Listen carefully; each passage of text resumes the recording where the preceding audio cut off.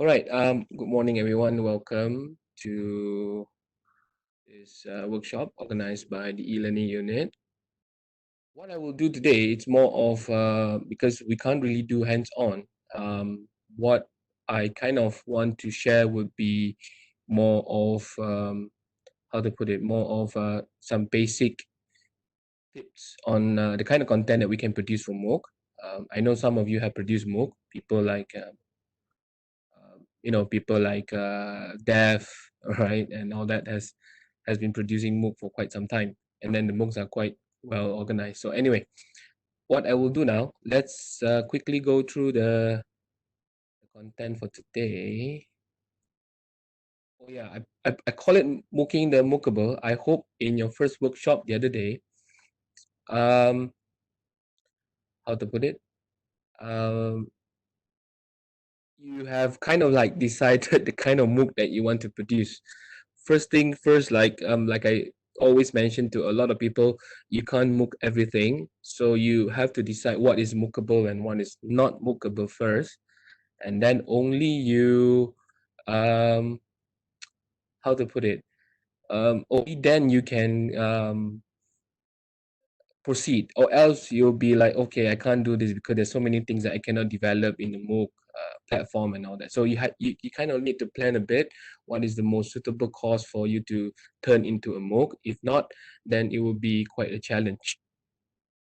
And another issue that I know for since last round, we wanted you all to kind of explore the kind of MOOC that we can use as online training or professional courses and all that, because you can see now, had we done this a year ago, some of our courses could have been uh, completing or complementing some of our existing courses now. Because of this MCO and all that, and this pandemic, a lot of people are not able to meet face to face. So our MOOC could have done that earlier, but I know some of the content may not be fully done properly, but some of our MOOCs are also doing quite well. Some courses like ICT competency is running fully online without any face-to-face lectures and all that. So you can see the potential of MOOC having not only as a backup to your face-to-face mode, but also as a potential avenue for you to highlight your skills, highlight your ability, and at the same time generate some income for your for your account enterprise or whatever lah. Because right now we are in a situation where the money has been cut, our budget has been cut, and we are forced to kind of find ways to generate income. And one way is through MOOC actually. All right. So today I'll be sharing a few things that you can consider and some key issues that I would like to share with you over the years of helping people to not only develop MOOC, but I personally developed several MOOCs as well. I just want to more of share with more to sharing with you the kind of things that we have to be paying more attention to. All right. So we have three things only this quick how to put it, seminar. In a way, I just want to talk about a bit of MOOC content, content that you can kind of put, and then you have types of video. I'm sure prior to this, you have heard of, from the previous webinar or seminar, you have heard about what are the things that you have to put in and all that. Let's try not to be too concerned or too worried about the requirement first. We try to explore the potential things that you can put in MOOC first, then you decide. Then we have development tools. Tools, this part I will cover a bit more, meaning I'll be doing this maybe about 20 minutes, the first two things, then we will go to some tools. Because over the years, we get new tools, and today I'll be introducing you some tools that maybe you have never heard of. Sorry, the extra S there. But try to explore certain tools that can help you to rapidly produce content. Right, it doesn't have to be waiting for the studio to be ready and all that. So sometimes we can just produce certain videos easily. Okay. And I'll also share with you the findings that I've done from two research on MOOC on videos. So you'll be surprised of the kind of content that we are looking at. Okay, MOOC in or MOOC out. Over the years of asking people to develop MOOC, usually if I have 10, I think I'll be more than happy if I get 3 complete. And then sometimes every faculty will like keep on pushing the same MOOC over and again. Some MOOC took about 3 years to complete, when some can take only 1 week to get it done, right? But we are not chasing numbers now. I just want you to be aware of the fact that we are not chasing numbers like how many MOOCs you have to produce per year and all that. I think what we should be worried about is the quality of MOOC that we are producing now, because we can't be chasing the numbers by just putting anything online. Then there's no taker, or no students are doing participating in MOOC and all that.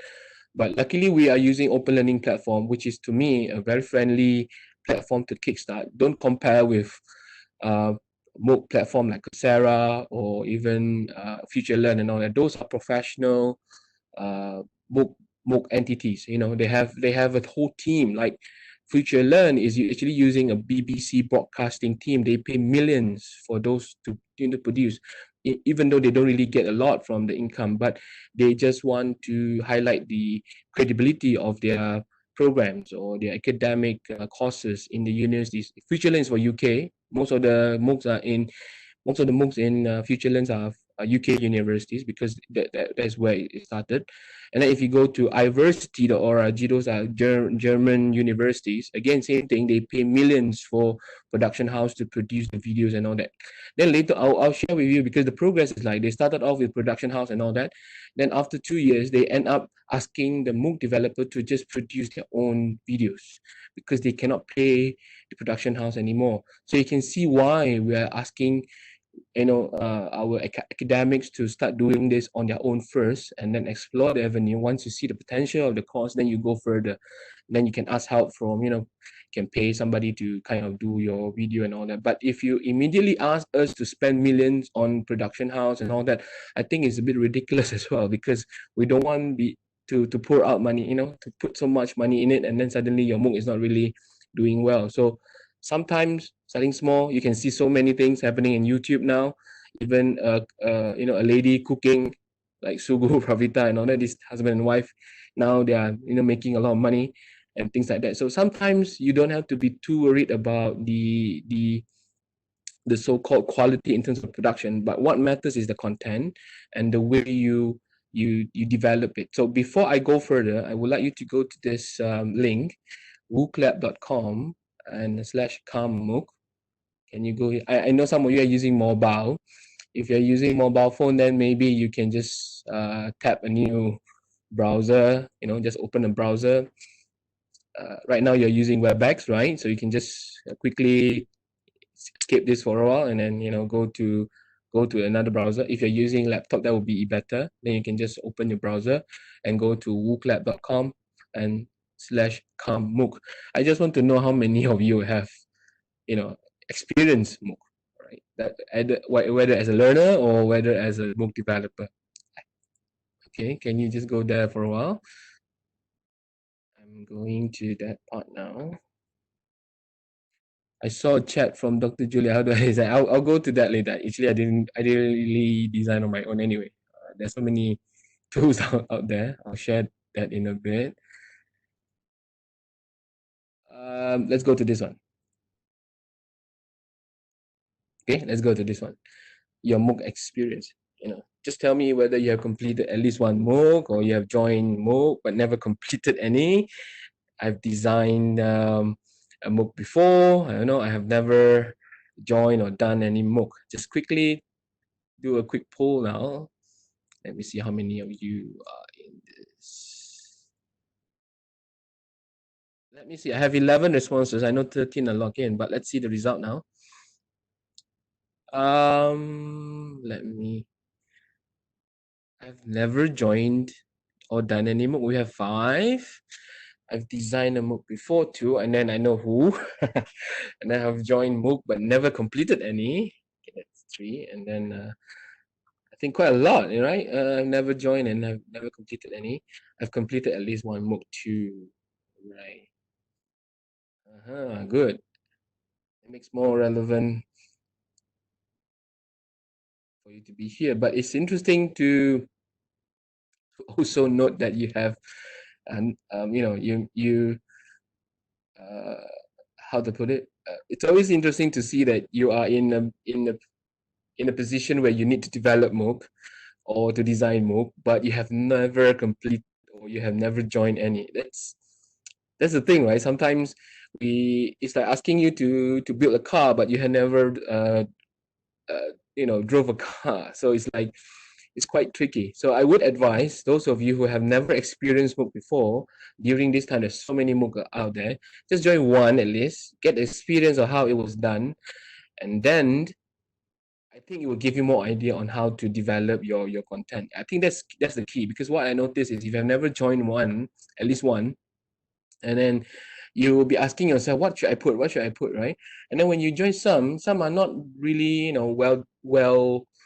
well produced in terms of the video quality. I mean, the videos are all screencasting like Han Academy and all that, but you see like millions of people joining the MOOC. You kind of like, hey, how come they can do that, but we can't? So through joining all this MOOC, it gives you some ideas on what to focus on, what not to focus on. All right. So later we'll talk more about this.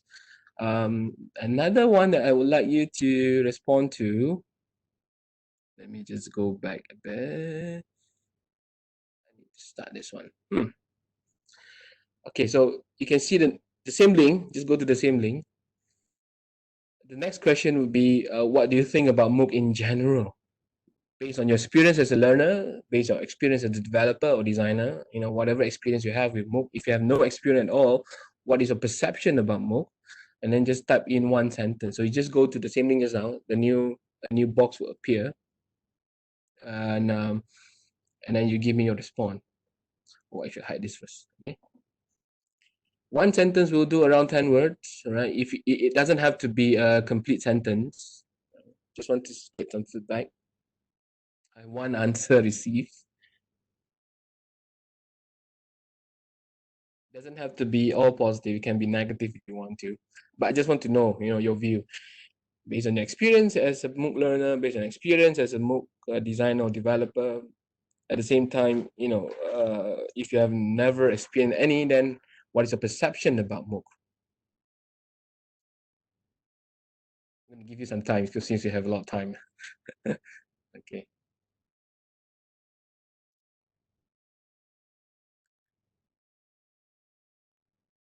Okay, I have 8. Any more coming? 9. Let me just hide this. Okay. 11. Let's see the count. Looks like a lot of you are online learning. All right, teaching. Yes. If I want to go one by one, that would be like this.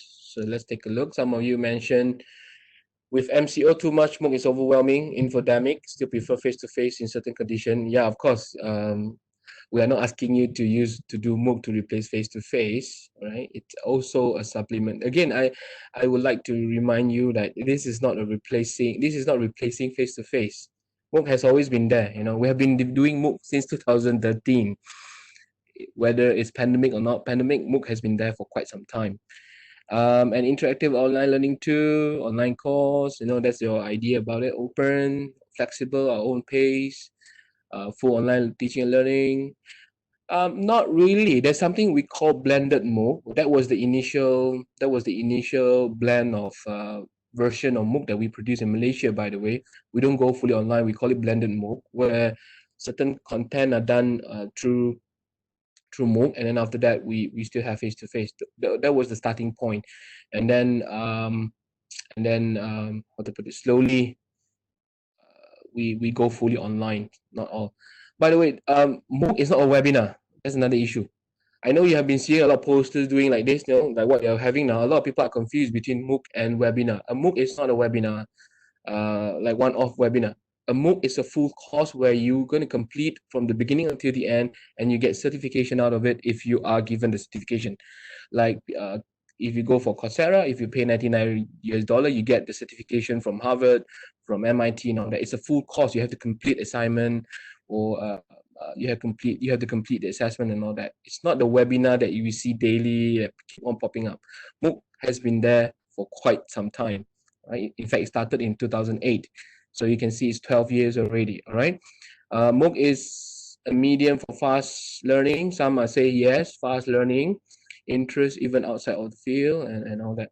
Okay, good. If I would put it into word cloud, and then I think it's quite interesting to know that you know that it's online because it has to be online, or else then we wouldn't be calling it a MOOC because it's massive open online courses. But I like the fact that none of you actually mentioned about the size of the audience, right? Some may say hit or miss experience, freedom, the time, and learn, and all that.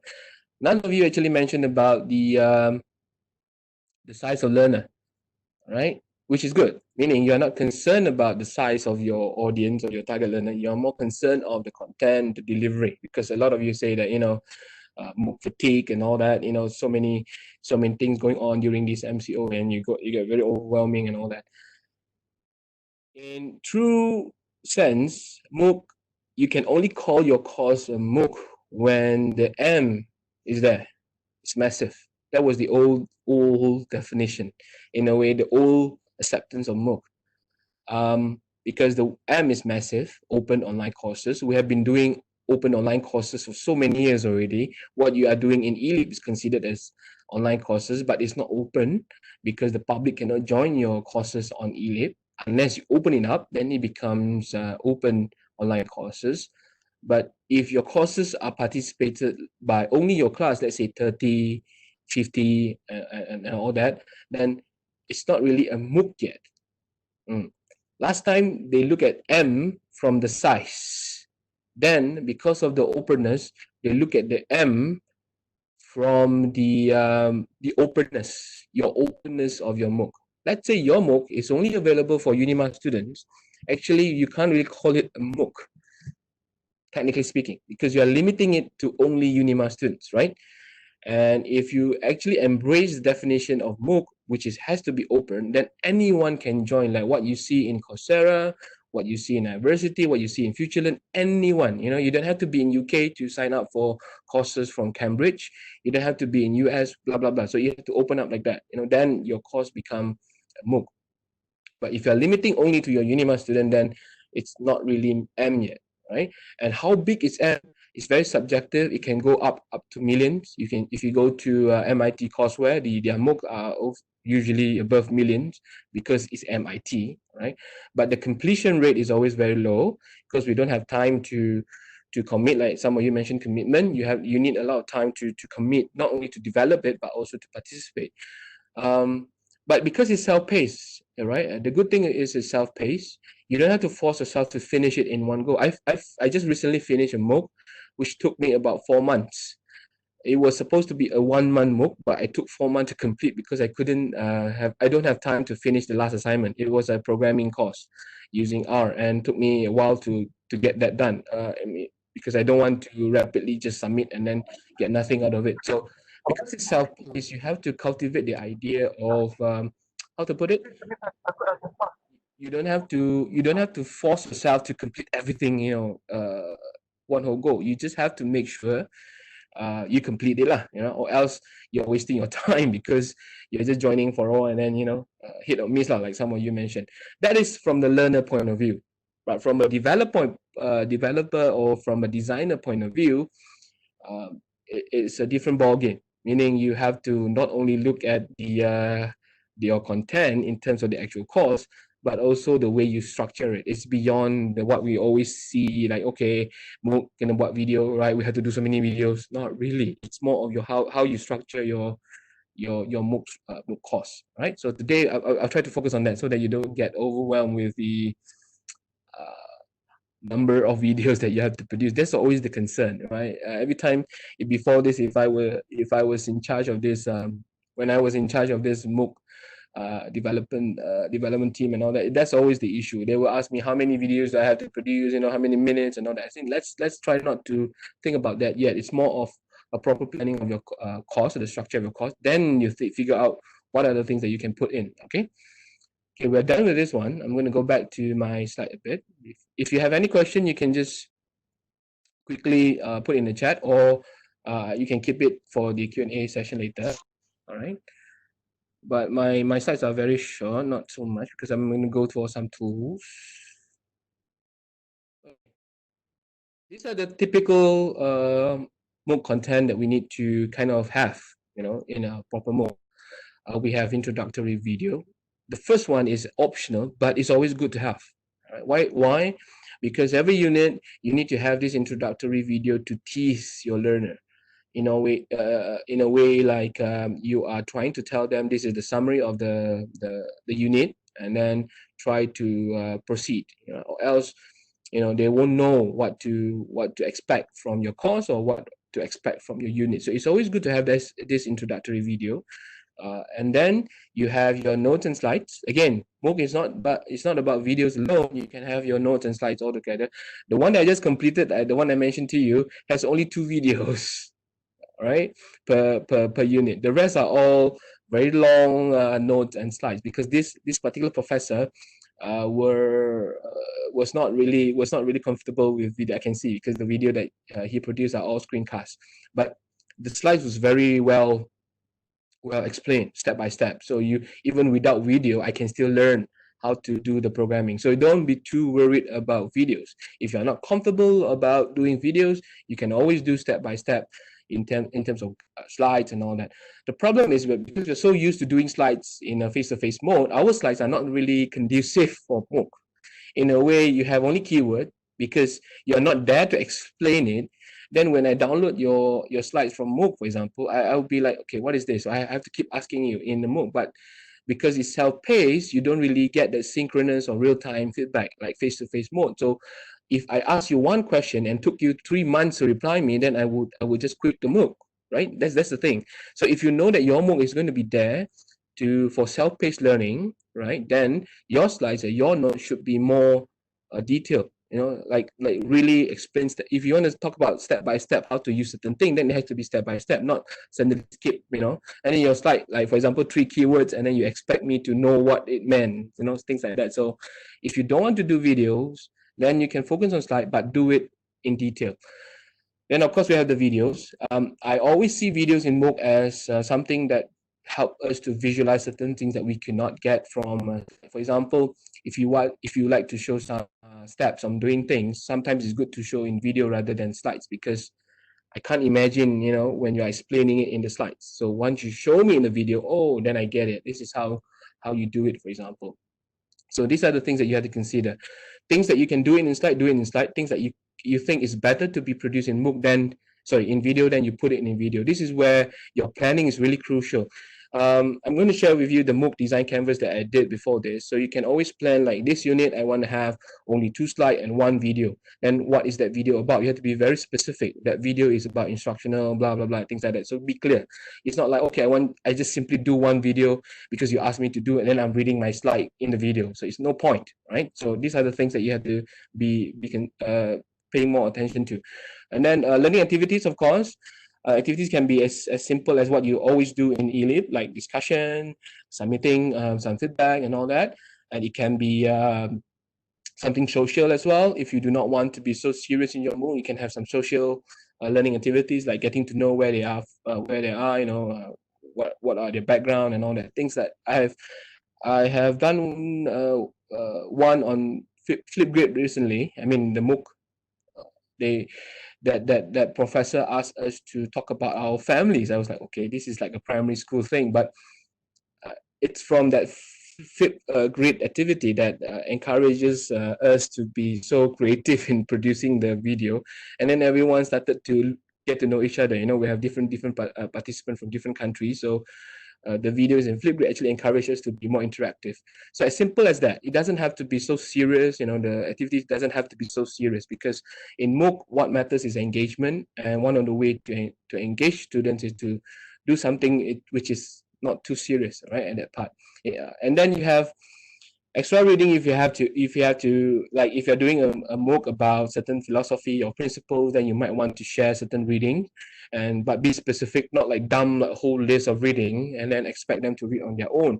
But you can always have like compulsory reading and supplementary reading and things like that, so that we know what to focus as a learner. If I join your MOOC, I would know, okay, these are the things that I have to know. These are the things that I can read when I have the free time and all that. And of course, assessment. Assessment is not really crucial, like high stake in most MOOC. Most MOOC will give you assessment just to test your understanding, because it's self-assessment most of the time. Unless you want to go for certification. If you are going for certification, then somebody need to be checking on the assessment. Either you or you appointed someone. Like in most MOOC in the US, the professors are not marking the assessment.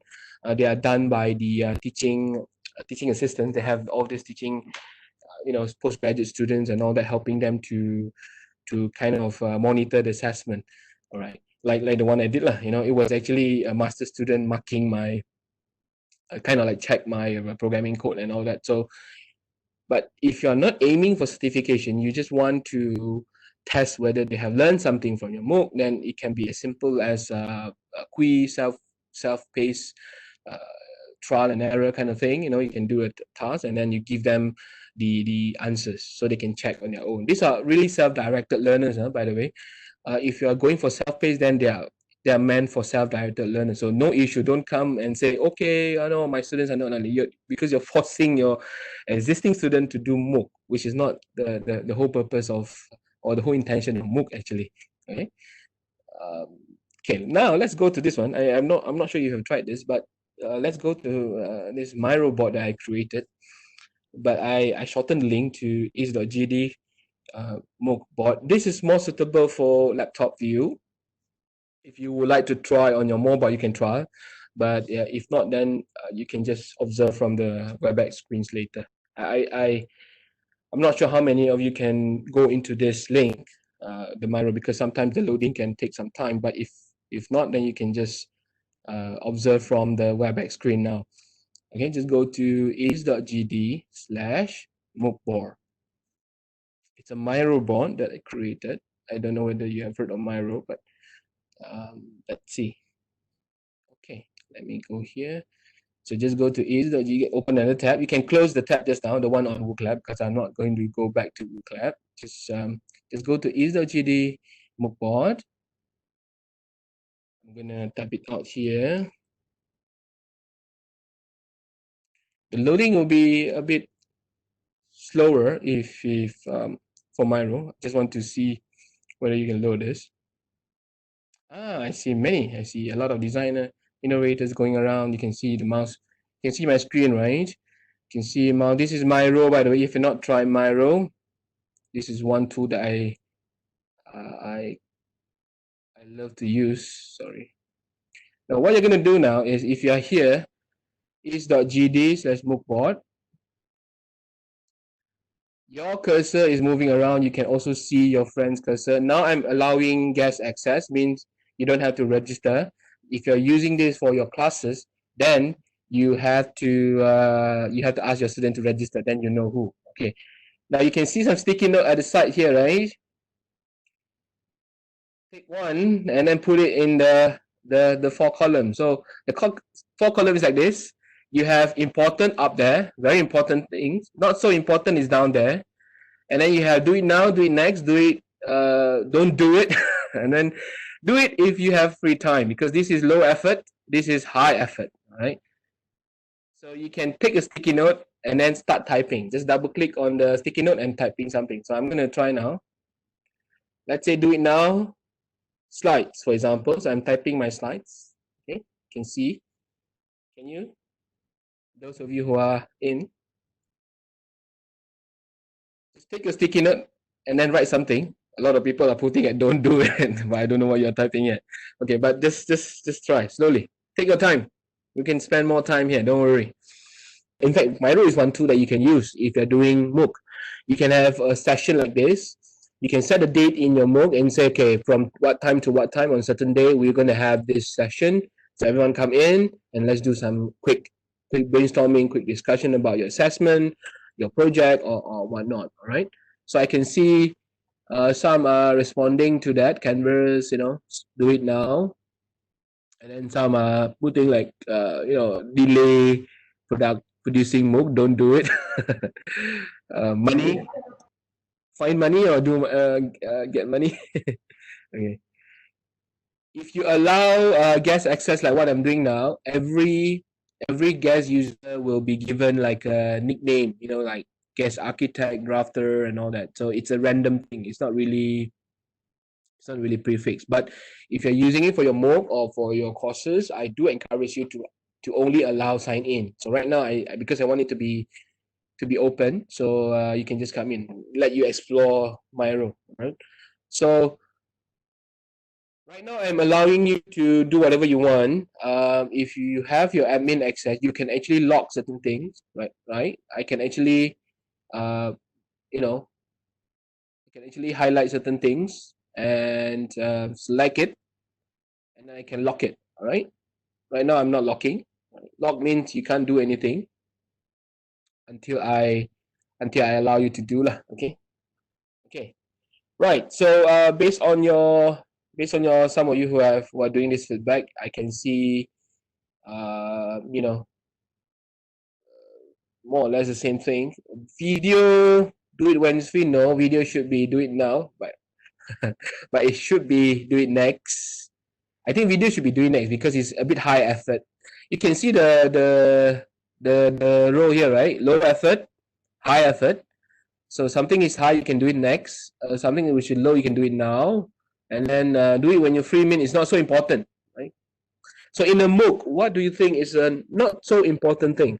Any idea? You can write it out there if you want, or else you can just. One thing, if you notice, when we begin this MOOC journey in UNIMAS using open learning, we were a bit obsessed with the MOOC production in terms of the video. So we get help from FHGK team and all that to produce the promo video and all that and whatnot. So, but along the way, I noticed the promo video and all that are actually not so important. I'm not asking you to put it in, don't do it, but it should be do it when there's time. In fact, the thing that you should be doing now is to plan your content and your slides and everything. Get it done first. All your units are done in the open learning platform. Then you think about what to put in your MOOC promo video and whatnot. Because I think you spend too much time thinking about all this hassle of doing the video and you forgot about the essence of your content. And when people go to your MOOC, there's nothing inside. So you have gotten feedback from outsiders where they go into your MOOC, there's nothing in there. So at least, even if you have no time or really packed in terms of schedule to produce video, at least put the slides in. All right, put the slides in, and then the structure is clear. Even without videos, I can still learn from your MOOC. At least you have a proper structure, right? Then you think about the videos and whatnot.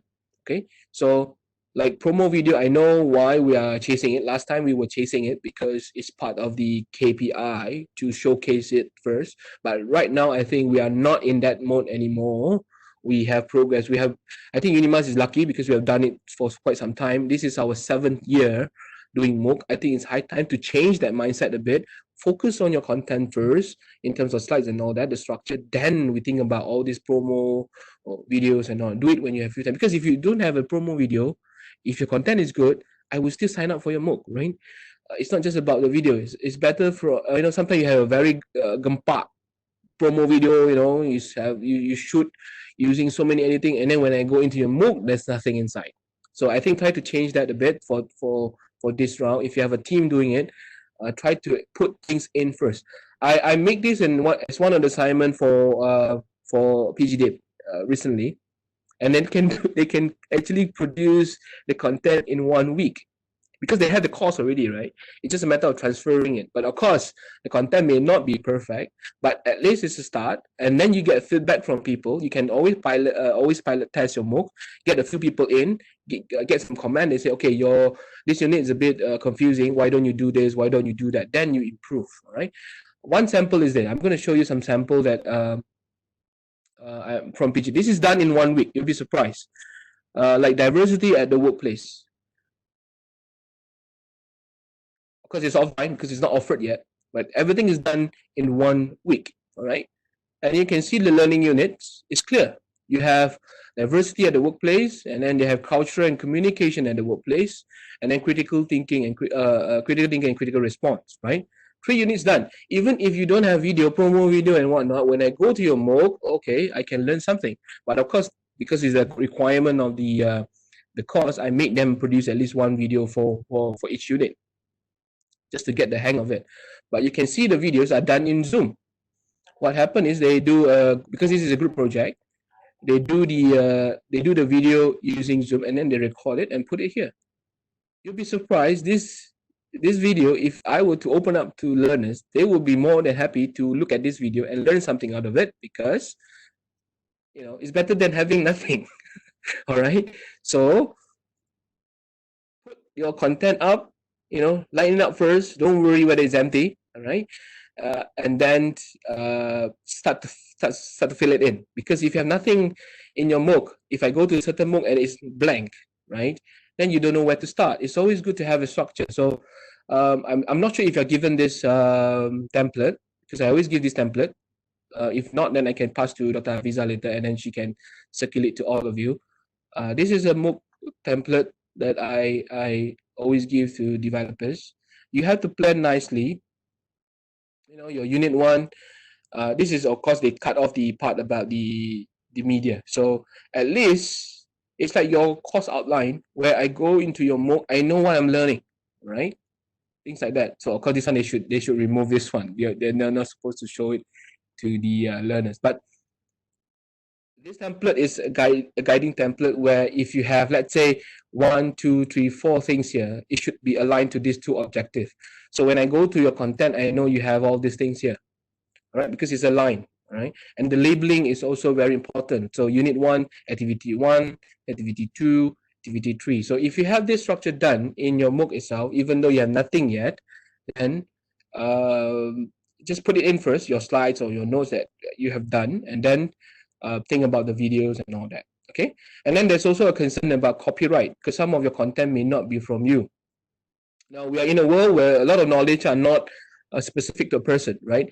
Meaning sometimes, like now, what I'm sharing to you is things that I've learned from so many places, right? I can't claim it's mine. So what happened is, in Mooc, because right now we are not generating any income yet, so you have to think, if you're not generating income from your Mooc, then you don't have to be too worried about putting some your summary of certain work and all that, as long as you put proper citation. But of course, we do encourage you to reproduce the content, rather than, reproduce as in put it in a different way, like what they did now here. They could have learned it from somewhere, but they reproduce the video and then they give the acknowledgement, rather than you take the thing directly, because you still give acknowledgement. And I have recently I joined this one in Future Learn. You can see, I don't know whether you can see here, right? This by Professor Charles. Now, we are so worried about using other people's content, right? When I go to this Mooc, if you look at the videos, they also curate from other sources. Some videos are actually from Indonesia. So there's no issue, as long as you know that you give credit to the person and you are just using those material as a supplementary guiding videos and all that. But the structure of the course, like all this, the structure of the course, the alignment and all that are done by you, because it's yours anyway. So if I can't find another course similar to yours with the same structure.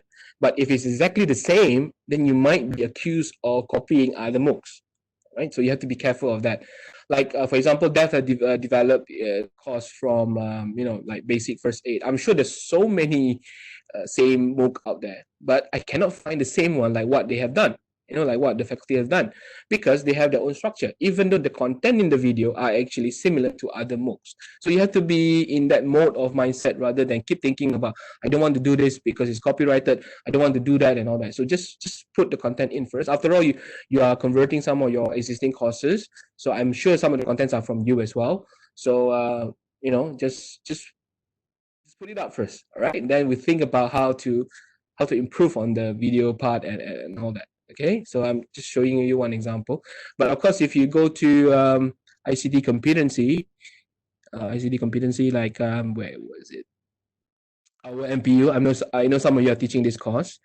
This is fully run for a few semesters already. Online, students are not attending face-to-face at all, because we figure out that they are better. In fact, the feedback every sem is so good. They prefer it to be in this mode, because after all, it's ICT competency anyway, so they can learn. And the structure is like this: you have 9 units, right? And every unit you have the lecture notes. You have this is what we carry on from the previous, earlier Mooc, but you can actually do away with this. And then they only have to do 2 things. Look through the notes, and then watch some videos, and then these are extra videos, and you can see some are curated from other sources as long as it's open source or Creative Commons, and then they do their quizzes in Elite, for example. Okay, so these are the things that we are doing for Mooc. It's not about just putting things, video after videos. Because if you think about videos alone, then you'll be just now like this, right? Like in the My Robot just now, everyone will be like, don't do it, don't do it, don't do it. Okay, all right. So, okay, since you are done with the Miro part, let's go to the this part. I'm gonna go to development now because I think I've been talking too much. Yeah. Okay. Before we go to the development, just a quick recap of top video styles, because these are based on experience, right? Okay. The famous one. This is like 80% of most MOOC videos are like this. All right. You have a person standing in the middle, all right, or at the side talking. This is the talking head. It doesn't have to be top half. Even if you're standing, it's still considered as talking head, because what I'm seeing is your head talking, right? It's 80%, right, of the videos used in all MOOCs around the world. What do you think? Do you think this is widely accepted by the learners, or they tend to skip? You can give your feedback in the chat if you want to. What do you think of this?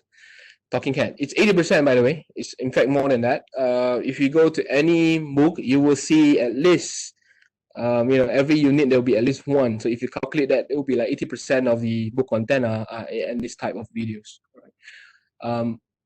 I'm not sure if you yourself, because some of you have not experienced MOOC before. I personally only see talking head videos for those shorter ones, like less than 3 minutes, right? 3 to 5 minutes, that kind of video. And I only see it if the person is highlighting certain things, like this teacher here is trying to show certain things, or if you're doing animated screen material, then you can have like this, what in this particular video that you have all these words and all that. So if it's just like what I'm doing here, standing alone without any words, without any props and whatnot, usually I will skip by the 30th seconds. In fact, the YouTube statistics, if you are into YouTube video production, this kind of video will only appeal to you if how to put it, if the content is interesting, or I really need to listen to you talking about that thing because I want to know more, or else I'll just skip. And one thing I get from this kind of video is like, people will ask me, if you're beautiful, if you're handsome, then people will watch you. Not really. All right, not really. The studies that I have reviewed, even because there's also studies doing on this so-called the beautiful ones and the not so beautiful one, it doesn't really have a strong correlation at all. In fact, those without any makeups or whatever have more views or more hit than the other one, spending time on with the dressing and all that, but no hit, right? Or very minimal hit. A perfect example would be the one about the Pravita, right? She was doing the cooking and all that. You see, she's not even dressing up.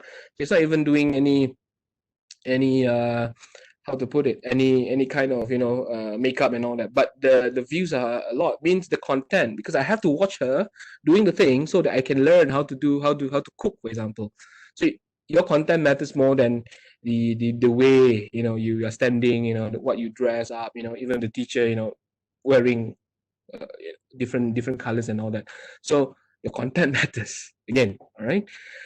Like this is from FutureLearn, because they have a production house, PPC, to help doing this. But again, the view rate is very low. We call it the view retention.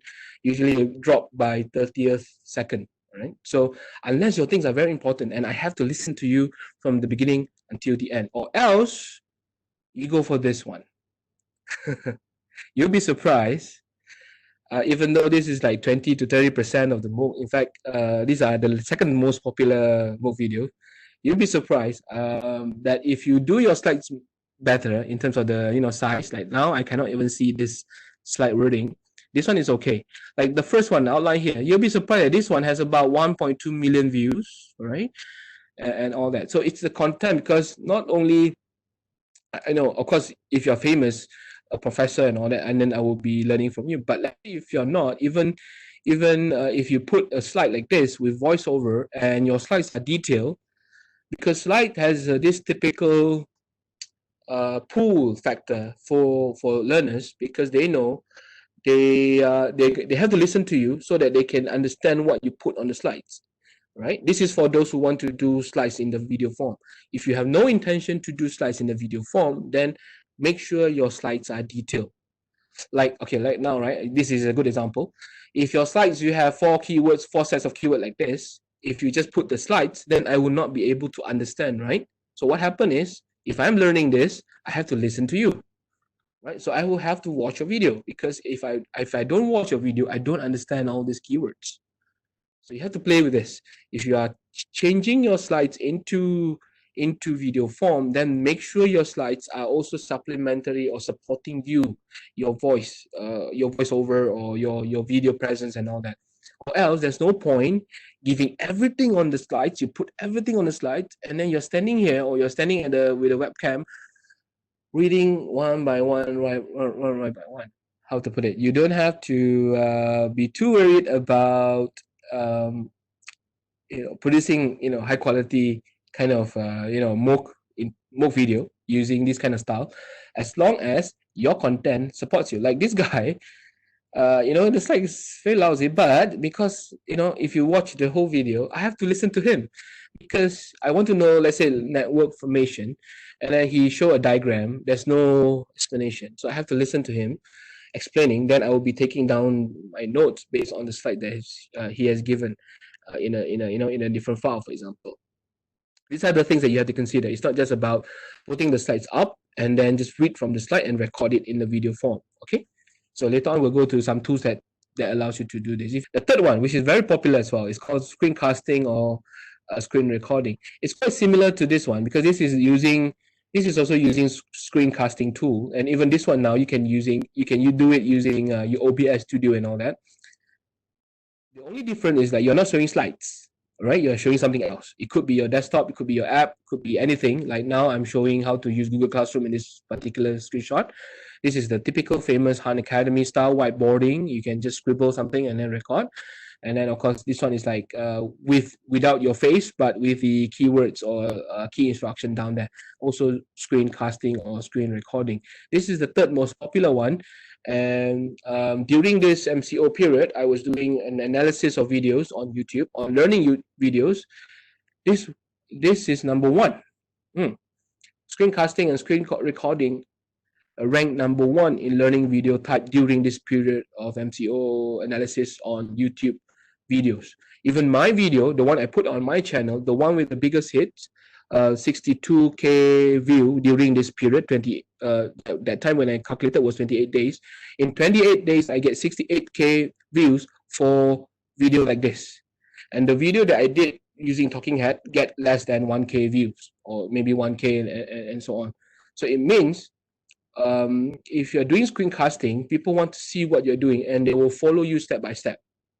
So, but you don't just simply do screencasting for something that is already available. So you might want to check what is available and try to do some form of screencasting or screen recording.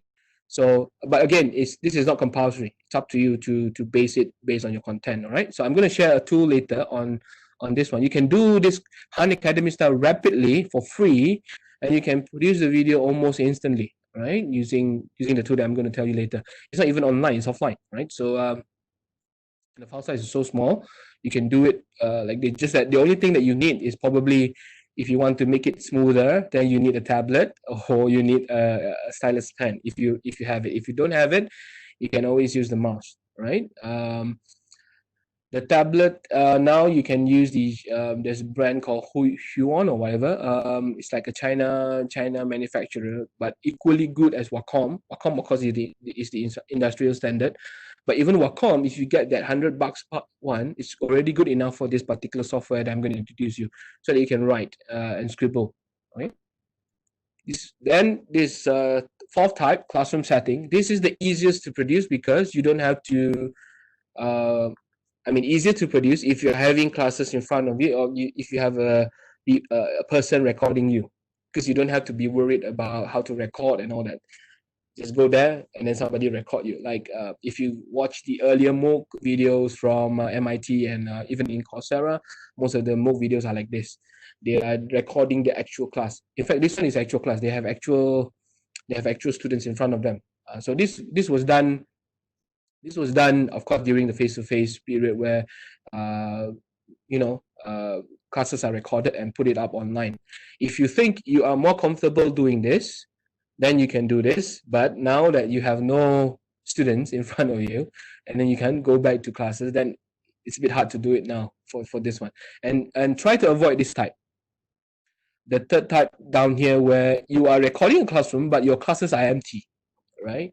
The backdrop or the background is empty. It says this is if you check at there's one study on this by what's the name, I can't remember, but I'll share it in the email to you. Is the how to put it, this one. This is the least favorite. Students, when they or MOOC learner, when they go to your MOOC and then they see you talking and then the class is empty, they tend to skip, right? Because they see like no interaction. What's the point of showing the empty class, right? So if you don't want to if you want to record your classroom, then don't record from this angle, record from this angle, facing you, doing something on the whiteboard or whatever, right? Or like this. If you show empty classes, usually you put the learners. In fact, this is very rare now. Even if you go to YouTube, or it's very rare for you to find this kind of videos, right? Situation based, you can see that in action here. Situation based, where you kind of craft your certain video into certain situation to do case studies, to highlight certain cases or issues. This is good when there's certain scenarios that is not really replicable in cannot be replicated in real world, like what Dev and team is doing here. It's not something that the learners will face every day. So if you don't show the situation, if you don't show the scenario, they can't imagine it. So having that kind of scenario will be good. This is from ICT competency, where Jennifer and Carl is doing some highlighting the evolution of computers. Not many houses has all these old computers, right? So if you don't have this kind of situation to illustrate the evolution, it'll be hard to see, even though you have the pictures and all that. But having it in a situation encourage or engage your learners, right? Okay, these are situation based, which is also popular, but this is more work. So usually this one, do it when you have the free time, or do it when you need to. Okay. Okay. I'm gonna show you some video first. I don't know whether you can hear it, but even if you can't hear it, it's okay. The one that I was doing, this one. So welcome back to the second half of the program, Getting Started. This we're going to talk about data structures. Data structures are very important. In a way, they're more important for control flow, because the control flow, it just sort of falls out. Once you know how to do it, it's sort of like go here, turn left, do that. But the data structures are ways that you can make your programs much shorter. You can figure out the best way as your program is stepping through the things it's going to do of representing your data. Okay, so of course this is a talking head. All right, and you can see it's just a plain black background, and the video is about 1 minute. So usually, because this is an intro video, if it's 1 minute, usually you will watch the whole thing because you want to get an overview of the course, and because it's short. Another motivation is short, and also it comes with the subtitle. So in our case, actually, we need to do more subtitling, and you don't have to do it in your video editing. If you don't want to do it, you can do it in YouTube, because there's a soft subtitle function where you can key in your subtitle. In fact, YouTube can do it for you automatically for the subtitling. Later on I can show you if you are interested. But in our case, if you are opening up your courses for outsiders, right, it's good to have subtitles, because sometimes our pronunciation, even our accent can be different, and they may not get what we're trying to say, or the way we pronounce certain word may not be the same, right? So it's good to have subtitling. Certain platforms like FutureLearn, Coursera, and even in edX, they have this transcript. So they actually have all the text. This is to accommodate learners who are not able to to see, right? Like visually impaired learners and all that, they can actually follow by reading the transcript. So these are the things that you can also consider, right? But notice that don't try to do the reverse immediately. The problem is because we are so new to MOOC video development. What happened is we tend to have a script, and when you have a script, you tend to be so rigid and you read out from the script, right? It sounds so unnatural. No matter how hard you try to do it, it still sounds very unnatural. And you can see this video, he's just talking on the main point, and then it feels a bit more natural because he's not trying to read from academic lines and all that. He's trying to make it casual, make it more engaging to the learners by making it simple, and then you get the transcript done. Because sometimes if you have your script and then you just paste it there, and then when you transform it into your video, it sounds so rigid, right? I mean, it's like I'm not talking to you. If I watch your MOOC or video, it's just like you are reading something, and then you are not engaging with me. But what you see from this video example, for when I see this guy, he's like talking to me, right? So these are the things that you have to be concerned about when you're doing your video. So this is for talking head, a video where you have to try your best to look at the camera and then try to engage your learners, not to sound so scripted. And if you're not comfortable doing this, in fact, like I told you, do the screencasting one, screen recording. That's the best type of replacement. This one is usually popular for unit intro or when you have to show something. In fact, after this is the only video that you can see his face. He asked us to call him Dr. Chuck, but the contents are mostly screencasting. Okay. Now I'm done with this. I'm going to go for tools a bit. So there are certain tools that I will highlight today. If you can follow, you try to follow. If you can't, don't worry. Oh yeah, important photos. I think this one, Alif and Yao will have this focus. We'll be doing this in the next session or webinar, talking about camera framing, audio quality, and lighting. If you're doing from home now, if you're producing videos from home, my advice to you is to focus on number 2 first. Don't worry about lighting yet. Audio quality is important. If you're doing pre-recorded videos, because sometimes if you're using the built-in microphone on your laptop or on your PC, if you have all this PC with the embedded sound card and all that, it doesn't sound nice. So you can use even the headphone. That's good enough. Get a headphone at least. They hands with talking to the microphone. If you have time, you can also spend to buy this the clip-on mic. There's a brand called Boya, Boya. It's only like 7 ringgit, 10 ringgit, but very nice quality. You can even plug into your phone to do real-time recording. If you are willing to spend, then you can get a condenser mic like what I'm using now. I'm using a condenser. You can see. Okay, I'm using a condenser mic. All right. So condenser mic has that quality of removing the background noise. Right now, my office up here, the aircon is very noisy, but I don't think you can hear it that loud because it captures the voice first and all that. So these are the things that you have to pay attention to. Not so much about the lighting or quality yet. What I notice is like even on my video, some of the videos that I produce, some are poorly with poor lighting, but because I'm doing screencasting, my face doesn't matter, or the lighting on my face doesn't really matter. All they care is what they see on the other part, right? But what they want is not only what they see, is what they hear. So what they listen to. So even your lighting is poor, your audio has to be okay. Like now, if you are hearing me through this webinar and my voice keep on having a lot of noise and all that, you won't feel comfortable continuing. So these are the things that you have to pay attention to. Okay, so I put in one slide only. These are the things that I will go through, but I will not go into detail because it will take forever. And there are so many videos that you can search on YouTube already to go for step by step. But what I will do is to highlight to use certain tools that is useful. I know you have heard of Loom and Screencast-O-Matic, so I will not cover that. If you want, you can go to, in fact, my channel has these 2 videos. But what I will introduce you today is this open board. All right, open board. I'm going to stop sharing this. Okay, let me show you the website first. openboard.ch. I'm not sure if you have used this. It's an open source whiteboarding tool. You can install it on Windows, on Mac, and even on Linux. So it's like a whiteboarding tool, but you can overlay with anything. So if you are doing some scribbling on certain software, you can also do it. I'm going to show you in a bit, but you see it supports like Wacom tablet. It supports any iPad or whatever. But if you don't have all this Wacom iPad, don't worry, because you can still use it using your mouse. And the beauty of this is it comes with a built-in recorder.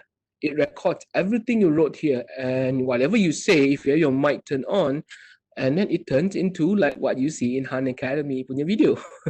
It's exactly the same and small size. I think I did one on for 10 minutes. It's less than 50 megabytes, and you can always upload to YouTube and let your student watch it. Okay, so you can go to openboard.ch, get openboard for free. I'm really amazed with this particular group of software. What I'm going to introduce you today, I come from the same group, the Open Source Consortium. The first one is OpenBoard. You can download this and install. You can install it in your PC or in your laptop, and then if you connect to a tablet, it will auto detect your tablet, and then you can use your stylus. All right. If you're using your phone as the the stylus part, it's not really conducive, so you still need to use the laptop lah. Okay, if your laptop comes with a touchscreen, that's even better, because you can always use your hand or get a stylus pen to scribble. If not, then you just use the mouse. Okay, I'm gonna stop sharing this one. I'm gonna go to OpenBoard now. Okay, so what happened is I'm gonna search for OpenBoard after you install on your PC. This is really amazing, and it's free. People spend millions buying all this articulate and all that, but then not really fully utilizing. But this is one thing that I really amazed with OpenBot. So I'm gonna share this first. Okay, I hope you can see this because it's like multi-screen. Maybe I share the whole thing. Yeah, I share the whole screen so that.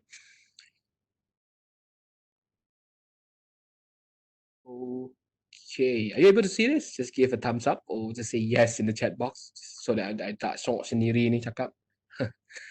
Okay, all right. This is OpenBoard. Once you turn it on, and it's OpenBoard. You can see like it's a very open whiteboard. It's free, and this is totally free.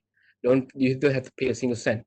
And then you can choose background. If you don't like this grid size, you can do the grid part. You can turn. This is the typical Han Academy style where you have this black one, right? And then down here you get to see the stylus. Sorry, the stylus is when you turn on the stylus on top, you will see this thing appearing, and then you get to have the pen. You can change the line color, red, yellow. Let's say I'm going to use yellow, thicker one. So I'm going to write 1 plus 1 equals 2. And then 2 plus 2 equals 4. What is 8 plus 8, for example? Okay. So let's say you're doing some explanation. This is using mouse, purely using mouse, because I didn't plug into any tablet. If you have, that would be good. Okay, now this is what you normally do, and then you explain blah blah blah. But if you are using other whiteboarding tools, you need to have another screen recorder to record it. Let's say you're doing, in a typical whiteboarding tool, you're doing it on a whiteboard, and then you need something like Loom or Screencast-O-Matic to record it, right? This one you don't have to, right? The only thing that you cannot turn on is the video, or the webcam. I think no point showing your face when the focus is on the voice, and also or your explanation, and also the whatever you're scribbling, right? Just like Han Academy, right? You don't see the face, you only see the scribbling, and then the how to put it, the voice. So how do you do this? So up here, if you go to OpenBoard, this setting icon, you will see podcast. I don't know why they call it podcast.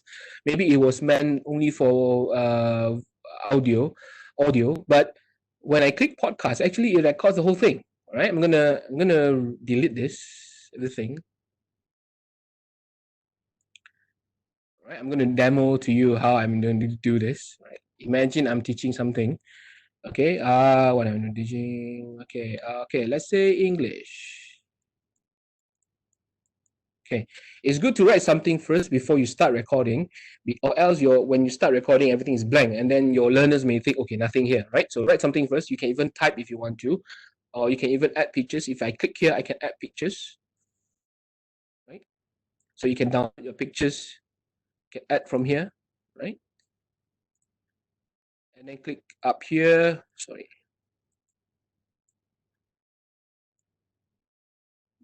Okay, let's see. Okay. Oh yeah, these are the folders so that you can see. Make it bigger to you.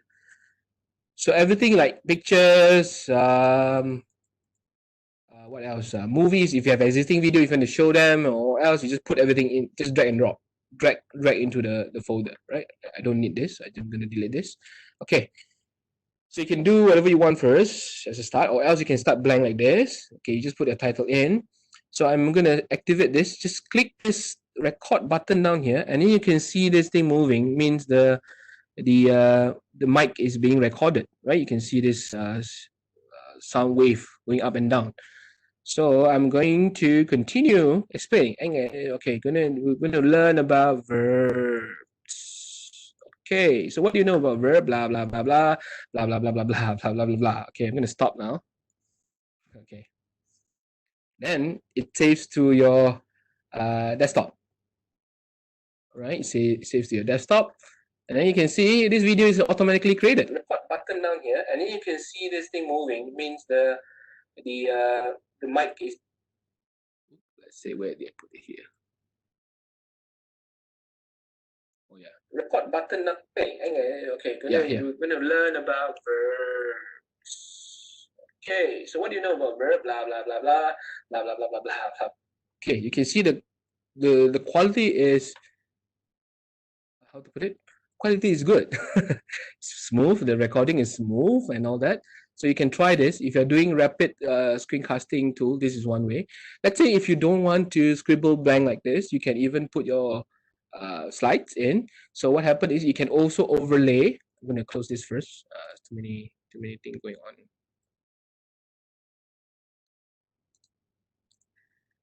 Okay.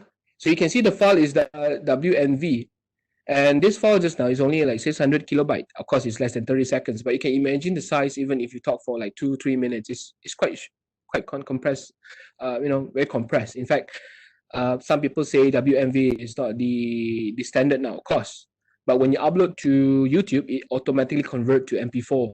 So it's okay because the streaming is still good. After all, you're not showing your face. You're just showing the the scribbling part on your whiteboard and all that. So let's say I go back to open board just now.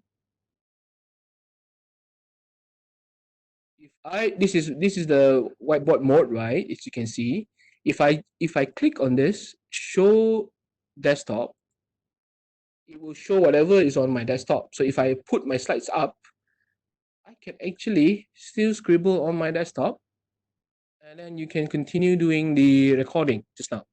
So you turn on the recording, all right, and then you do whatever you want here, and then it records everything whatever you do on your desktop. All right. There's no time limit because this is purely open source, and it saves it into your PC. The only limitation that you have to be worried about is your hard disk size. But I think because the file size is so small, I think you can have hundreds of videos produced. If your hard disk has, like, I think 1 gig, you can produce with 1 gig of size, you can produce at least 100, maybe, depending on how long is your recording. All right. Again, for screencasting, best practices, not too long. I think the longest you can go is about 10 minutes. You can go to YouTube and type Han Academy. You can see some of the videos explanation. All right. And these are the things that you can use. Okay. All right. So if you put it, let me just turn this on. Okay. So you can even show your document, right? Okay. So this is go back to the board. If you need to add pages, you can add pages. So you can add, this is the second page. So and so on. If you don't like dark, in fact, studies have shown that dark background and contrast color, like like yellow is better for screencasting, because if you go to yellow, if you go to white, it's glaring. And when I watch this, or when I watch a video on tablet or on a phone, it's glaring, right? So we go for this one. So if your grid size, you want it to be bigger, you can just drag this one, so the grid will be bigger and bigger, right? So yeah. So if you prefer lines, then you can write something on the lines. This is good for those teaching some other things like A, right? You know, A. All right. So open board. Any question about open board before we move on to the next one? So if yeah, back to the slide just now. So you can open your slide, your file first, like what I'm doing, and then put it on full screen. And then when you go to open board, just show desktop, click this one, and then you can do whatever you want to explain, and then you can just record yourself talking about whatever you have on the slides. Okay. Explore first. If you have question, you can ask me. I've not done a video on this. I should have done one. I mean, a tutorial video on open board, because I think some of you might be interested. Maybe I'll do one later.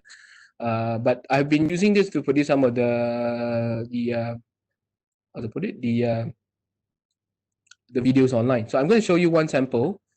Let me see if I can find one. I just follow this student. Yeah, if you follow this student, this is a USM student. She produced this video, Mudahnya Fizik, during MCO. And you can see during the MCO itself, less than 28 days, he managed to get about 11K subscribers. Everything was done purely, how to put it, purely using this kind of method where you can see the noise. So you just explain things. But this one is not using open board. This one is using the, because he has this, what do you call it? Microsoft Surface. Yeah, it's Microsoft Surface. So he uses the Surface, this tool inside. But what I'm not telling you that this is open, but I'm telling you that this style of video is quite popular, right? During this period of MCO, especially learners, they don't even bother about looking at your face actually. So you don't have to be worried so much about, okay, I need to show your face and all that. So this is one example. And this is done very rapidly, and he produced like over every single day he uploads his video, and you see everything is like screencasting, just like Han Academy. If you have never heard of Han Academy, some of you may not be familiar with Han Academy, so just go ahead at Han Academy. You can go to the website, or you can just go straight to the YouTube. They have a complete YouTube list. This is Salman Han, not the Bollywood Salman Han, but the founder of Han Academy.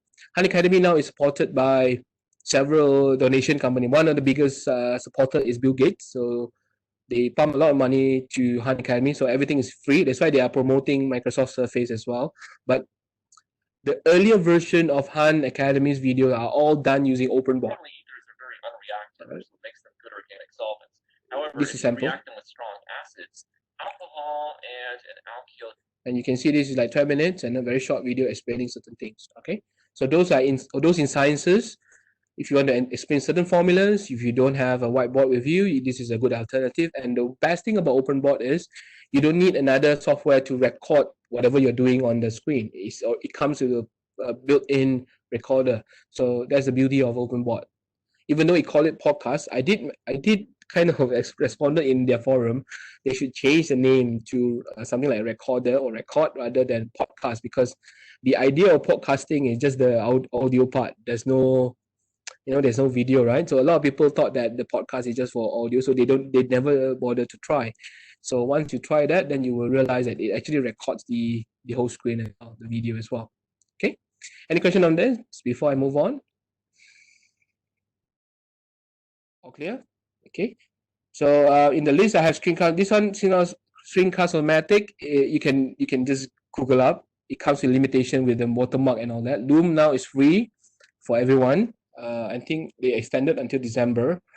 You get the free version, but Loom comes with a bit of limitation when your computer is slow. When your laptop has like very low RAM, then it starts to hang, because when you record for too long, it starts to hang. Right? Too long means more than 10 minutes. All right. Another one is debut capture. Debut capture I've just introduced to you. I will not be showing step by step, but you can just Google out debut capture. This is another one which is quite useful. I have a video on this. I think it's also in the compendium. Just go to debut video capture. All right.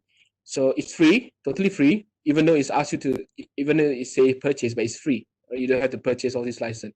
Just download the free run. Okay.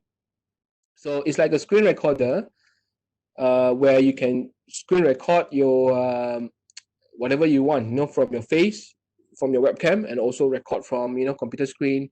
Even if you want to record your streaming video, it's okay. But the main usage of debut capture so far that I see a lot of people are using is the ability to add captions and timestamp. So you can actually add captions from whatever you're saying. You can just immediately click that caption part and then you just type it in. So you can try this one. It's similar to Screencast-O-Matic, but Screencast-O-Matic has watermark and a limitation. This one has no watermark and it's completely, you can record as long as you want, right? This is one, so you can try this one. I introduced this alternative because some of you will not be able to use the PowerPoint. If you're using PowerPoint, go to PowerPoint. Make sure, because now UNIMAS subscribe to Office 365, you can always go to office365.unimas.my. A lot of people do not know this. Office365.unimas.my. Go to this Office 365, log in using your identity, UNIMAS identity. You have this, install Office. So click Office 365. Then you get to subscribe to Office 365, the latest version. All right, get this. All right, download this, update your Office. Then it comes to this function. I turn it on in the option, but if you don't turn it on in the option, you will see it under slideshow, and then you will see this record slideshow. Anything you click, you can click from record from current slide or record from beginning. This thing will appear. This thing will pop up, right? This is the recorder built in PowerPoint. So I cannot turn on my camera now because I'm using my camera for WebEx. So it only allows one usage, of course. So if you have your webcam, you can turn on your webcam and your face will appear just like a small box down here. And then you can show your slide. Right now my slides is empty. Maybe it's good for me to type something in the slides.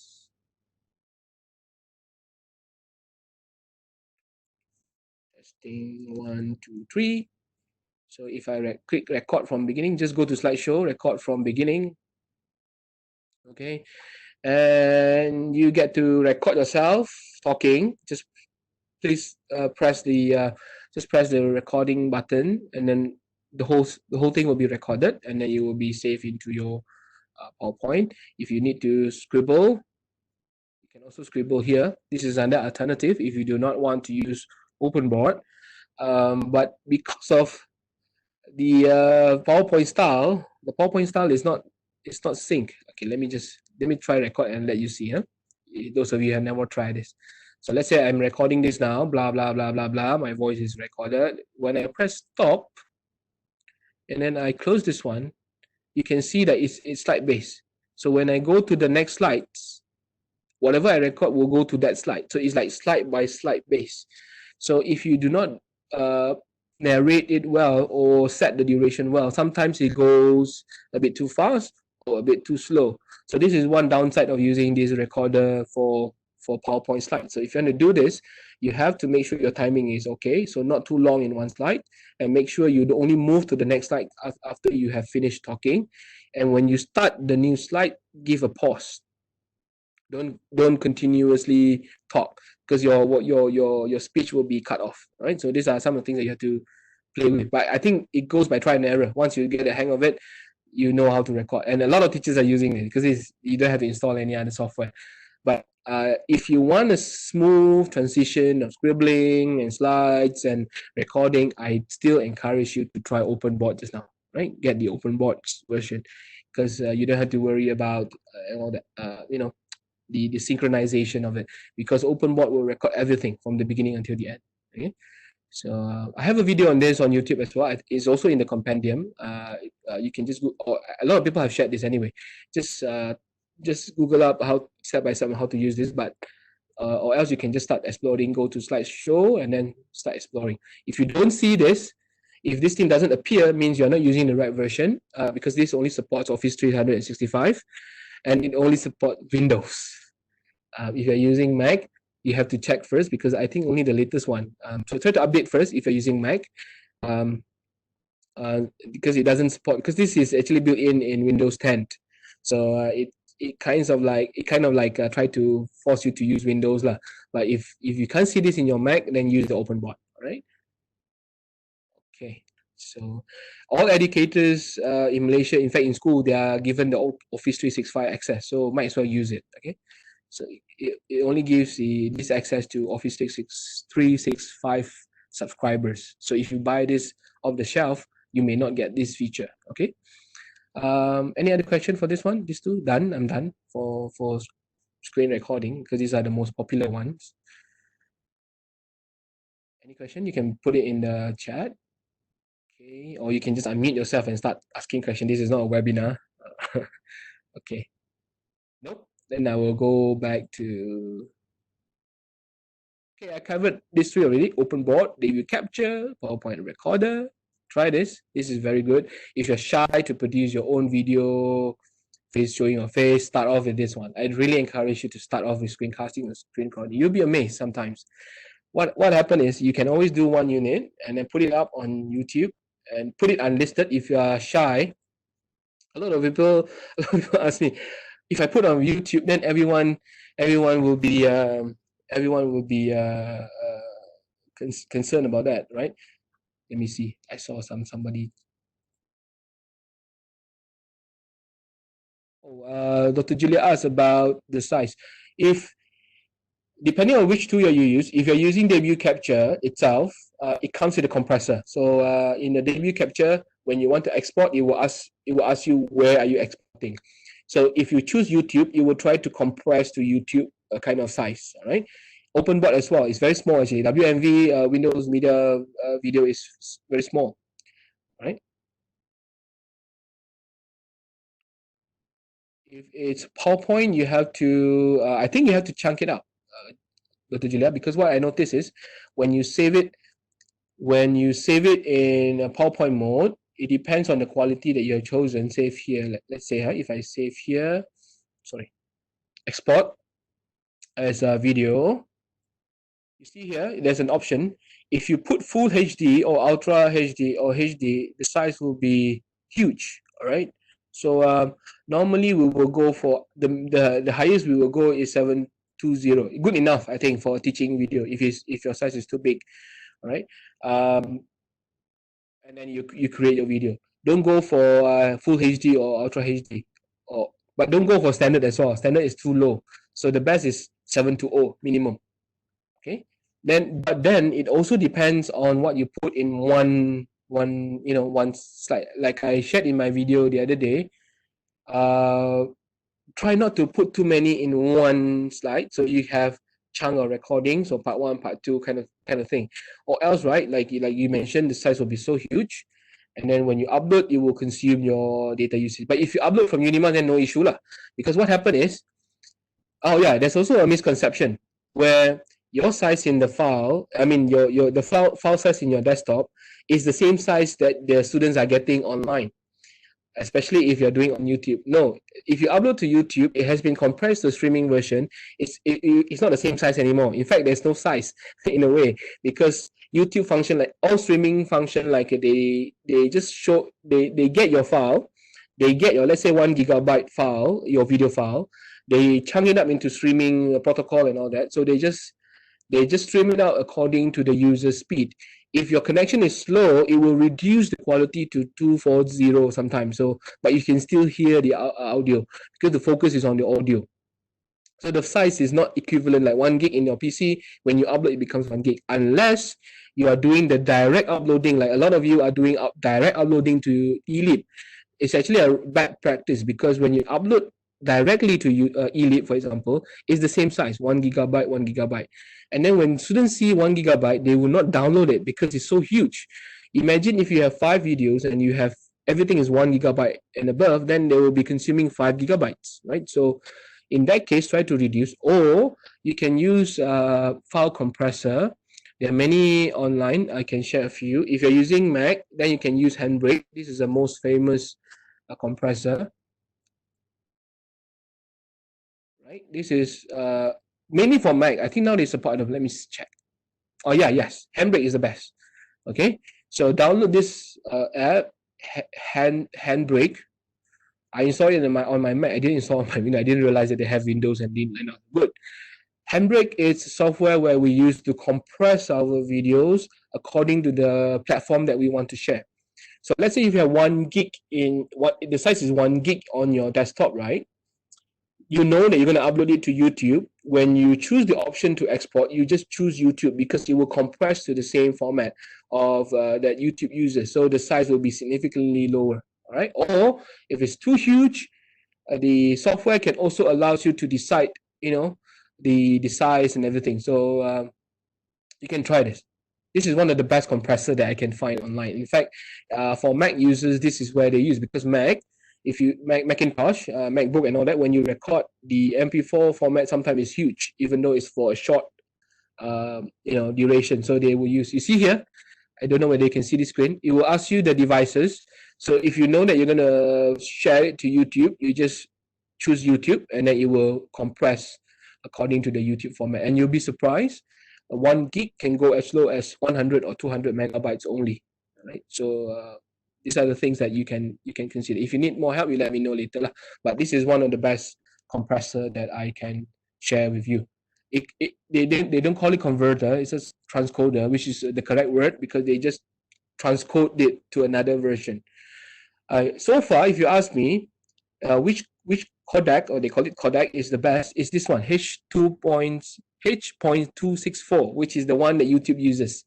High quality, but they stream it they use multi-streaming, so you don't feel the lag, right? The worst is actually MOV in terms of the streaming part. So sometimes when you upload MOV from Mac, because MOV is standard for Apple, iTunes and all that, when you upload it to YouTube, it tries to change back to MP4 first. But it depends on which software are you using as well. If you are using Mac itself to do the editing and all that, MOV is the best quality, but the size is huge, right? The size is going to be so huge. Okay. I want to show you how to put unlisted. Okay, I'm going to go to one of my video. Because there's a concern about when you upload your video, this one, put it unlisted. Okay, instead of put it public, put it unlisted. Then you share the link to your student. Then nobody can search your YouTube video on YouTube. So let's say if I put unlisted now for my video, this one, then no one can find this by searching. So if I go to this one, you see it's gone. Just now it's here. It's gone from my list because I put it unlisted. But if I change back to public, if I refresh my list, the video is back. So this is how you control your sharing. Don't put it private, because private means only you can see it, right? So put it unlisted and then share the link. Only the students with the link can see your video, right? Of course, the concern is always because it's publicly shared, and then the concern is like, oh no, the student is going to share to the uncle, auntie, blah blah blah and all that. But it's the same thing anyway. If you put it on eLeap, they can still do the same thing, right? If you shared it on WhatsApp, they can still do it. In fact, if you share it on WhatsApp, it's even worse. They can just forward it to the auntie, uncle, and look at you teaching and all that. If you're so concerned about that, so don't worry. Just make it unlisted. At least on the YouTube platform, they are not able to search for your videos. Okay. Any other question for this one? Let me go back. Handbrake. Thanks, Dr. Julia, for asking this question. Or else I totally forgot about this one, the compressor. So can try Handbrake. I think Prof. Karim did from USM did a video on Handbrake. So you can just search on YouTube how to use Handbrake. Okay, so there's a lot of tutorial on this. Well, okay, then done. Okay, I'm going to go for the animated video. Let's say you don't want to do screencasting and screen recording, which I actually don't. I don't encourage you to do animated video actually. But if you have to supplement your material, then go for animated videos. I do encourage you to at least start with a screen recording or screencasting. Right? This is, to me, is a must. If I go to any MOOC, if I don't see any of this like Loom or Screencast-O-Matic kind of video, then I may not be interested. In fact, this is the easiest to produce anyway, because you don't have to be worried about showing your face. You don't have to be so worried about being scripted because you're showing things, right? So your speech can be more natural.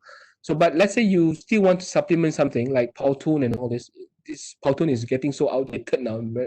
Not many people are using. But I want to go for Canva. Since Dr. Julia asked me how do I do beautiful slides, go to Canva. You can design everything with Canva. If you have no account, you just sign in and sign up. Use Canva.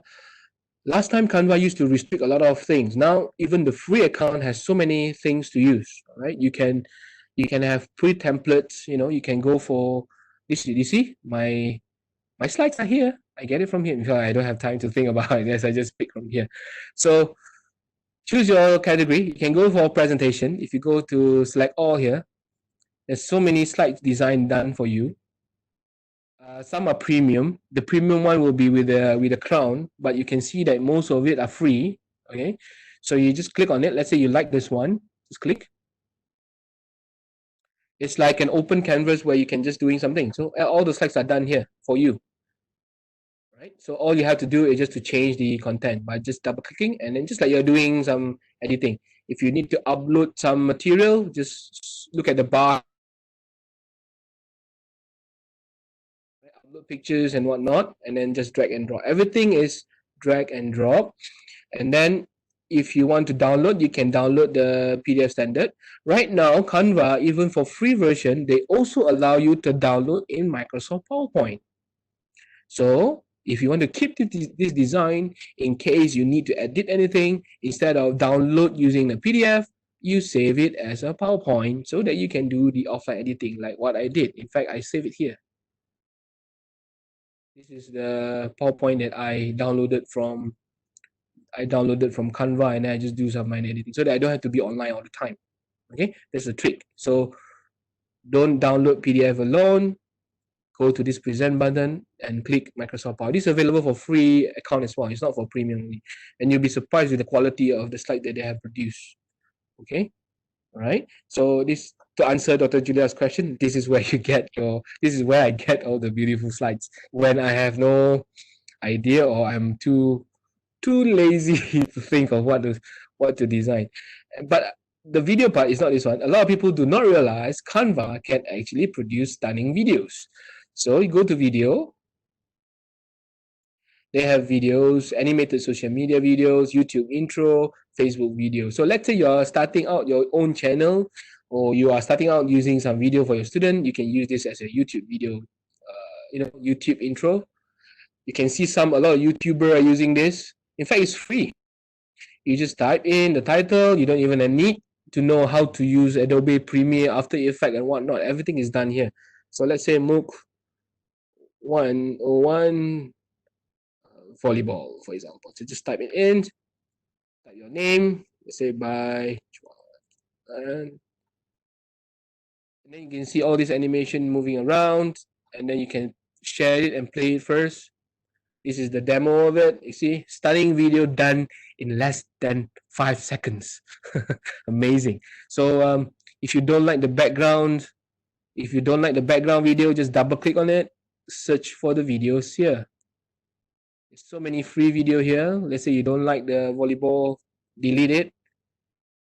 Drag this bouquet one. So I just drag this bouquet, blah, blah, blah, bouquet one, then send it to the back. In fact, it's very intelligent up to the point that it can detect what it is, and it auto arrange for you, right? Like now, just now, I didn't even send to back. It auto detects that it has to be at the back, and it goes to the back. And if I play this is what I get. You see, starting video done in less than few seconds. So if you want an intro for your video, this is where you do it, and then you download it. Yeah, download. Don't use present, of course, download. But download, I think now is in MP4 version. It's not really full HD, but 720p, good enough for sharing, YouTube sharing. So you just download one, and then you can always combine with other video using other video editing tool, which I will tell you in a bit lah. So this is one. Let's say this is intro, and then you want to do your content. Sorry. You can also go to this one. That one is for intro because everything is already done for you. So you can choose one, maybe this one. There was one webinar that I joined recently, and she uses this slide very well. Even though the topic is about meal prep, she was talking about social media marketing using all this analogy. So sometimes the template is there to help you trigger more ideas on what to be used. So even though this is banana, you can always use this as an analogy for something else. All right. And then if you need to plus page, just add new page. If you don't like this template, the new one, just click here. It will change to another template, add new page, click another one, and another one, and blah, blah, blah. It goes. And you see everything is animated. So if I play this, amazing, right? You get the whole video done in less than a few seconds, even without any, fancy After Effects skills or whatever skills you have. And not only that you can do this, you can also encourage your student to do this. Like what I'm doing now, some of my student assessment or project, I ask them to use this one and to produce, because sometimes the tool is one thing, but you want to see the creativity. Some people may be talking about this egg differently, even though the slide is the same. So these are the things that we want to encourage rather than just focusing too much on which tools to use and all that. The ideation and the creativity is more important to me. Okay, so you don't have to waste time thinking about which software to use. If it's available for free, might as well use it. All right, so download it and then save it anywhere. Canva, if you are saving it in the Canva free account, it comes with limited storage, but because you can download, so you save it. It also comes with a desktop version now. You can download Canva desktop, save it to your PC. Now it's only available for Windows, not available for Mac yet, but the offline version allows you to do the editing offline first, then upload. But I think most of the thing, like when you search for the content, it still asks you to go online. Okay, this is Canva. So let's say you need some idea on how to kickstart your video. This is where you can start. All right, so go for video. If you need to do some marketing of your materials, like a lot of people are doing now, marketing on Facebook, Instagram, and this is where they do it. They just take the template here, they change the content, like join the webinar and whatnot, and then upload it to Instagram, upload it to Facebook easily. Right? And you don't have to worry about copyright because all the pictures here are Creative Commons and it can be freely used, right? Okay, that's Canva video for you. Now the second one is Prezi video, not so popular. Not so popular now. Prezi used to be very popular for presentation, but you can still do it. But unfortunately, it's not free. You just type Prezi videos. Prezi used to be the in thing for PowerPoint. Now that people are into YouTubing and all that, they don't really care about Prezi anymore. So they come up with this Prezi video. Same thing like Canva, where they come up with a template, and then you get to do all these things like this. You put your video in, you do the overlay and whatnot. But it's not fully free. You have to pay. Like now you can see, it offers you free trial, but then you have to pay. But if you would like to explore the feature, just try for 14 days, and then if you enjoy it, and then you can think about whether you want to proceed with this. But I think if Canva can do it, then you don't have to spend money on this. All right. Animation. Another one is of course Powtoon. Powtoon I don't really encourage now because it's expensive. Number two, it's heavy. It consumes a lot of memory when you do it, and you start to make your computer hang or lag. But if you are on mobile, if you have even iPad or any tablet, you can try this one. Fantastic. It's not on desktop version. It's on Android and iOS. Okay, download the Google Play or App Store. What happened is it's like a storyboarding tool with animation. You just do the drag and drop. Alright, Agent 59, you know the drill. So you can do like a cartoon of yourself narrating certain things and do a plot like this one. All these are drag and drop from Toontastic. So once in a while, if you want to do this kind of animated video, you can use this tool. It's free, and it's actually Google. Google just acquired this company. So it's when the title when you go to the URL, it says Toontastic with Google.com. Google just acquired this company and it's free. So you can use it for iPad and all that. Even though it looks a bit childish, but you'll be surprised sometimes you have this kind of element, like even this kind of character for your higher education learning content student will be so engaged with your material. You can get some ideas. There are historical films, mysteries, social lessons. You can even talk about serious stuff like justice and all that in social lesson. And then you have silent film and all that. Oh yeah, have you asked me video? Video is like video editing tools. I'm gonna go to that later in a bit, very quickly, because video editing you don't have to use this one. We used to subscribe. I don't know whether do we still subscribe to this, by the way, Hafiza? I'm not sure. UNIMAS used to subscribe to VVideo. VVideo is also like a video editing tool, but the only downside, because it's online, you have to upload your video up and then do the editing and then download it back. So it's a lot of work. So what I want to introduce you today, the last two things that I want to introduce you today is this, where is it? My slide.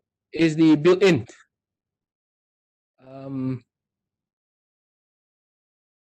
If you're using Windows, just type video editor. A lot of people do not know this. Right? A lot of people do not know this video editor. Just click video editor. This is in Windows itself, right? So you just click your videos and then do the editing. So I can just start a new video here. So you just add your file from your PC, your videos, your slides, your pictures, whatever. I mean, not like the screenshot, all right? And then your audio, and then you just drag and drop to the timeline here. Then you can trim, you can add background music here and all that. The good thing about using this tool is offline. You don't have to be connected. So you can do it when you're free. So after you have put the things down here and then do the editing, you just export it and then you can wait. You can go and take your shower, do your cooking and come back and then the file is ready. In fact, it won't take that long, but because it's offline. If it's online like VVideo, you have to upload it up, do the editing in real time online and then come back and then download it back. So there's a more work, even though VVideo actually comes with a few templates that you can use. But I think I was comparing VVideo and Canva. If you can do it on Canva, there's no point for you to renew VVideo actually. In fact, Canva's effect are way better than VVideo. The only thing that VVideo has when it comes to subscription is the quality, because you can download in full HD mode. I think that's the plus point. If you're considering whether you need to renew VVideo or not, might as well introduce the offline tool first, like this one, like existing tool, before you actually consider. In fact, I don't know whether usage, you can ask if a lot of people are still using VVideo, you can renew, or else then go for the free stuff. Another one, if you don't want to use, video editor in Windows, you just have to type video editor. It's already built in. This is built in Microsoft 10.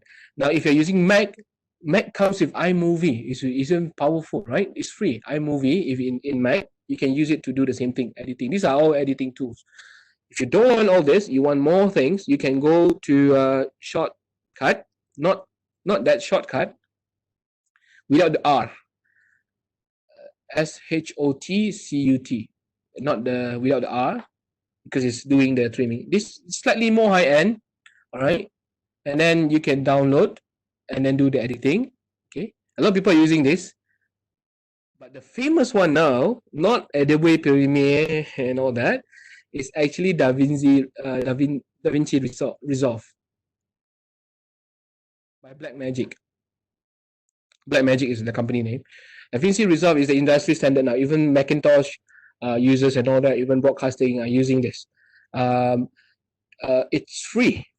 If you click download, the 16, this one is free. This one is paid.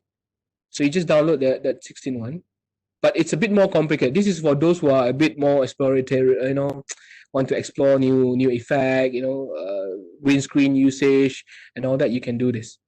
Just go here and then download. People are ditching Adobe Premiere because of this, because even the Logic, what's it, the one? Logic Pro, I think. So because it comes with a lot of things, right? Because it support the Blackmagic software, so you can just download this one, DaVinci Resolve, right? So this is more high end for those who are into editing. So this is one. But for those light editing that you need, like trimming, combining videos, let's say you have multiple Canva video you want to join, just use the built-in Windows 10 video editor. That's good enough. In fact, perfect. Just combine your video and then save it in one.